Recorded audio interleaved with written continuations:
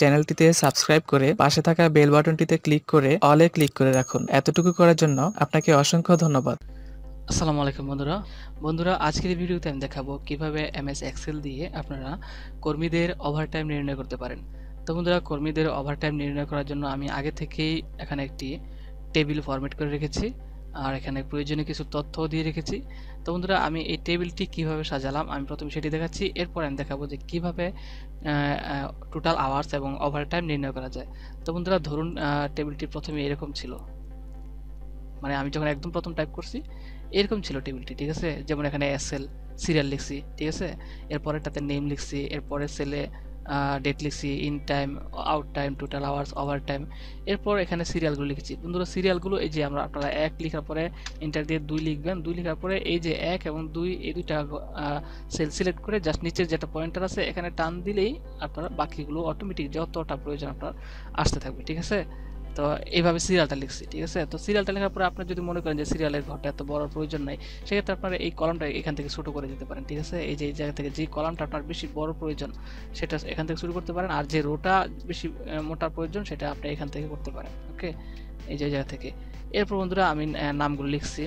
তো আমি প্রথমে কি করছি, এই লেখা শেষ হওয়ার পরে আমি এইভাবে আমার যতটুকু কাজের প্রয়োজন এই ঘরটুকু আমি অল বর্ডার করে নিয়েছি, এই যে এই জায়গাটা থেকে, ঠিক আছে।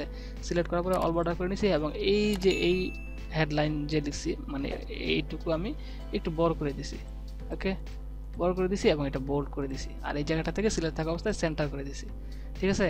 তো বন্ধুরা, এখানে যেটা প্রয়োজন যে আপনার যে ঘরটা একটু বড় প্রয়োজন সেটা আপনি ছোট করে নিতে পারেন, প্রয়োজন যেটা বড় প্রয়োজন বড় করে নিতে পারেন।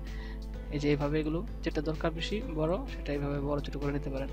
এরপর আপনারা আমি এই যে ভিতরের লেখাগুলো একটু বড় করে নেব, ওকে। আচ্ছা, তো আমি এখানে একটা কাজ করছিলাম যে এই টেবিলের এখানে এই কালারটা করে দিয়েছিলাম, ওকে, আর এখানে আমি এই কালারটা দিয়ে দিয়েছিলাম। ইচ্ছা করলে এটাও আমরা সেন্টার করে দিছি এখান থেকে, ওকে, এই জায়গাটা থেকে এখানেও আমরা কালার দিয়ে দিয়েছিলাম এখান থেকে। আচ্ছা, তো বন্ধুরা আমরা এখন যেটি করব সেটি হচ্ছে আমরা এখানে ডেট লিখব, ঠিক আছে। ডেটগুলো আমি লিখছি, ধরুন আমি সাপোজ 1 এই যে হাইফেন দিয়ে এখানে জুন লিখে আবার হাইফেন দিয়ে আমরা 2021 এন্টার দিলাম। এখন আমরা যদি জাস্ট এটা এইভাবে টান দিয়ে নিচে নিয়ে আসি, হ্যাঁ, এখন বাকি 1 2 3 এগুলো হয়ে যাবে, ঠিক আছে। তো এইভাবে এখানে ডেট লিখতে পারেন আপনারা। এই জায়গাটা এটা একটু ছোট করে দিলাম। তারপরে ইন টাইম, সে কখন আসলো, ঠিক আছে, কাজে কখন আসলো আমরা এটা এখানে লিখে দিলাম। যে বন্ধুরা, ইন টাইম লেখার আগে আপনাকে অবশ্যই একটা কাজ করতে হবে, আপনারা যে ঘরগুলোতে ইন টাইম লিখবেন এগুলো এইভাবে সিলেক্ট করে নেবেন, ঠিক আছে। সিলেক্ট করে নেওয়ার পরে এই যে নাম্বার, হোম ট্যাবে নাম্বার আছে, এখানে ক্লিক করবেন, এই যে তীরটাতে ক্লিক করার পরে এই যে ডায়লগ বক্সটা আসবে, এখান থেকে কাস্টম এখানে ক্লিক করবেন। এরপর নিচে একটা জায়গা আছে যেখানে লেখা আছে H:MM:SS, ঠিক আছে, মানে আওয়ার্স মিনিট সেকেন্ড, ঠিক আছে, এটা এবং AM/PM এটাতে ক্লিক করে ওকে করবেন। এখন আপনারা টাইমটা লিখবেন, ঠিক আছে। প্রথমে সে আসছে কয়টায়, সে আসছে 8:00 দিয়ে এন্টার করলাম। বন্ধুরা দেখুন টাইমের ফরম্যাটটা কিন্তু নিয়ে নিছি আমরা ওই যে নাম্বার থেকে এটা করার জন্য, ঠিক আছে। এখন আমি পরের জন কে আসছে, যে জামাল মিয়া, সে আসছে কয়টায়, সে আসছে 8:10, ঠিক আছে, 8:10 লিখে এন্টার করলেই এরকম হয়ে যাবে, ঠিক আছে। এরপর পরের জন আসছে 8:15, ঠিক আছে, 8::15 লিখে এন্টার দিলেই টাইমটা এইভাবে নিয়ে নেবে। এরপরে জন আসছে 8:20 লিখে এন্টার দিলে, এরপরে জন আসছে 8টায় এন্টার দিলাম, ওকে। এবার প্রতিষ্ঠানে প্রবেশ করছে এই টাইমগুলোতে এই কর্মীগুলো, ঠিক আছে। এখন তারা বের হয়েছে এক একজন এক এক টাইমে, ঠিক আছে। একজনে বের হয়েছে 6টায় বের হয়েছে, সাপোজ 6টা, বিকাল 6::: লিখে 00 দিলে এন্টার দিলেই বন্ধুরা এখানে একটা ভুল আছে, এটা এই ঘরটা যেমন আমরা টাইম সেট করে নিয়েছিলাম এটা তো কিন্তু টাইম সেট করে নিতে হবে। এভাবে সিলেক্ট করে আমরা এই নাম্বারে যাব, এখান থেকে গিয়ে কাস্টমে ক্লিক করে এই জায়গাটা থেকে নিচে আগের মতো এই যে H:MM:SS AM/PM এখানে ক্লিক করে ওকে করে দেবো, ঠিক আছে।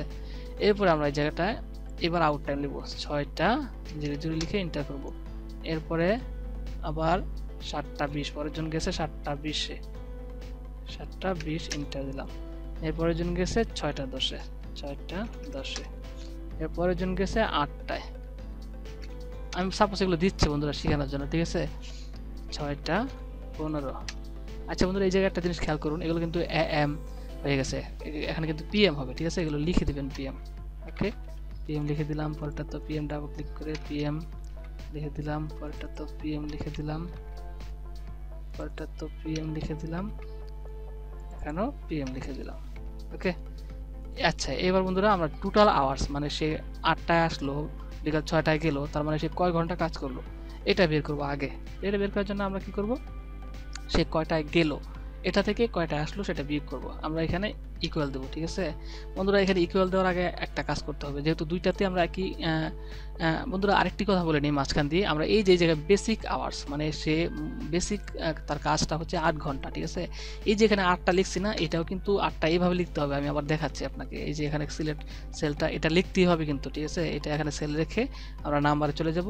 আমরা নাম্বারে গিয়ে এখানে এই যে এইচ, কাস্টমে গিয়ে এইচ কোলন এমএম মানে আওয়ার্স মিনিট, এটাতে রেখে ওকে করতে হবে, ঠিক আছে। এরপরে আপনারা এটা 8টা কোলন দিয়ে 00 দিয়ে এন্টার করতে হবে, ঠিক আছে। এখন এখানে 8 ঘন্টা, বেসিক ঘন্টাটা হচ্ছে 8, ঠিক আছে। আচ্ছা এটা আপনি লিখে নিতে হবে এখানে। আচ্ছা এখানে ঠিক একই জায়গায় একইভাবে আমরা যেহেতু এখানে কয় ঘন্টা কাজ করলো সে এটা বের করব, ঠিক আছে। একইভাবে এখানে ওভারটাইম কয় ঘন্টা কাজ করলো এটা বের করব। তো সেক্ষেত্রে দুইটাই আমরা কি করব, এই যে দুইটা করে আমরা এভাবে সিলেক্ট করে নাম্বারে চলে যাব। ওকে, নাম্বারে চলে যাওয়ার পরে এখানে কাস্টমে এই জায়গাটাতে ক্লিক করে আমরা কি করব, এখানে এইচ, হ্যাঁ এম, ঠিক আছে, এইচ কোলন এম যেখানে আছে এটাতে ক্লিক করে ওকে করব। ওকে, এখন আমরা টোটাল আওয়ার্সের এখানে সেল পয়েন্টার রেখে আমরা ইকুয়াল দেবো। ইকুয়াল দেওয়ার পরে সে কি করছে, আউট টাইম এখানে ক্লিক করবো, ঠিক আছে। এখানে ক্লিক করার পরে মাইনাস দেবো, ঠিক আছে। মাইনাস দেওয়ার পরে ইন টাইমে ক্লিক করবো একটা, এরপরে ইন্টার দেবো। বন্ধুরা সে কাজ করছে মোট 10 ঘন্টা।